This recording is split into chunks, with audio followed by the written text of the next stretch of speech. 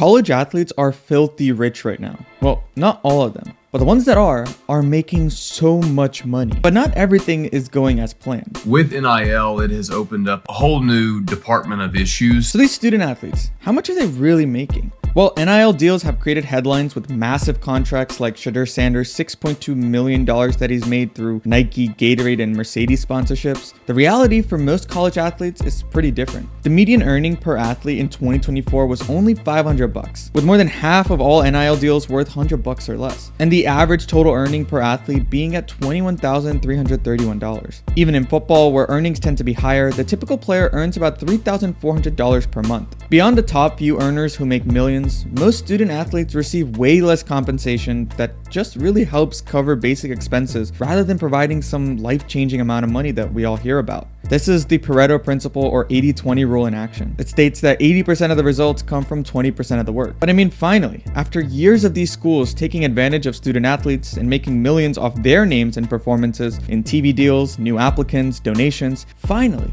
these students are getting a small piece of the pie. Who can really complain? I love that finally the players are taking back some of the power, because it was always the players play for free, they're working for free, they're putting all this blood, sweat, and tears into it, and they can't even profit at all. They're not even allowed to accept gifts or meals or anything, those sort of things. So now the ball is kind of in the player's court. So you probably know NIL stands for name, image, and likeness, referring to the legal right of a person, like a college athlete, to profit off the commercial use of their personal identity. Think of it like this. A business can pay an athlete to be in their commercials, sign autographs, or post about their product on social media. The athlete has to actually do something to earn the money. They can't just get paid for being good. And before signing, they have to tell their school and get approval. Each state has different rules about NIL deals, and also schools have their own rules about what kind of deals the athletes can accept. For example, some schools don't let athletes work with gambling or alcohol companies. The athletes can get paid in money, free stuff, or other benefits. The only rule is that the payment must be fair for what they're doing. Before this all happened, athletes couldn't even do this. And if you did, it was considered illegal. But just because that it's now legal doesn't necessarily mean that everything is clear-cut and well-oiled. I just think there needs to be just some regulation, because you hear so many horror stories about players not getting what they're promised. In the meantime, we've also seen the rise of collectives. They're influencing so much of how this works behind the scenes and what players end up at what college. Basically just an independent organization separate from the school entirely, that are heavily being relied upon by donors, boosters, or even fans to financially support the players on the team. A lot of this is college football, college basketball to a certain degree as well. But the thing is, we have no way of knowing if the player or agents are telling the truth when negotiating these deals. Everyone is lying in between. The people donating have an interesting relationship with the schools. Some are former athletes or students and are just looking to see a return on their investment sometimes. A lot of times they donate in hopes for their program to have a more level playing field with the other programs. In college football, competing with schools in the SEC, for example. I think if you're an investor and you're putting money into your former school, you want there to be a return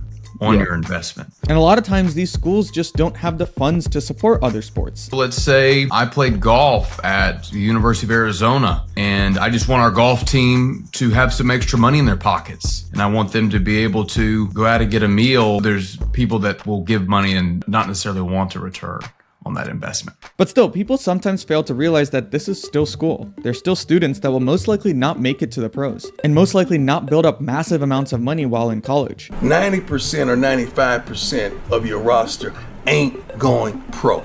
So coaches, we got to emphasize education. We got to emphasize life. We got to emphasize the next step, the next elevation if it don't work.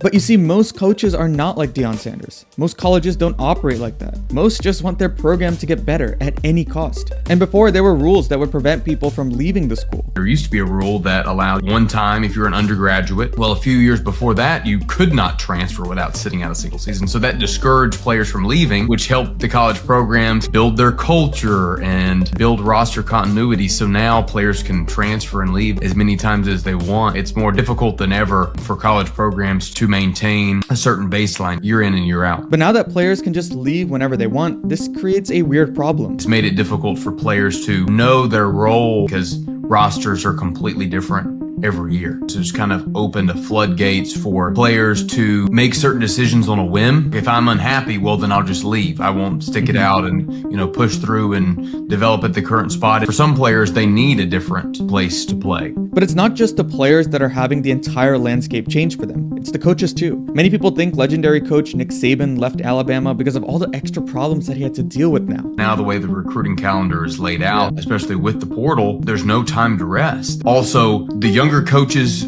are more adept to it because they are understanding of why the players want to get paid, why they're transferring, why they have the leverage and how they're able to use it. There's plenty of college coaches even today that I've spoke to some of their assistants that are a little bit on the older side that do not believe in this model. They believe in players earning off a name, image, and likeness, but not the pay-for-play model that we're currently in with the collectives. So I think a lot of the time these college coaches are spoiled. A lot of the older, more traditional coaches, they're used to the old ways of the sport to where you didn't have to recruit and guarantee a certain amount of dollars for a player's services to commit to your school. But then the younger coaches understand it. You know, they got a little bit more energy and a little bit more relatability to the players. So it is pushing out a lot of those older coaches. It's a lot more hours being put in. NIL is keeping the high level talent away from the pro route, returning them to school because they're able to make money. In all honesty, college basketball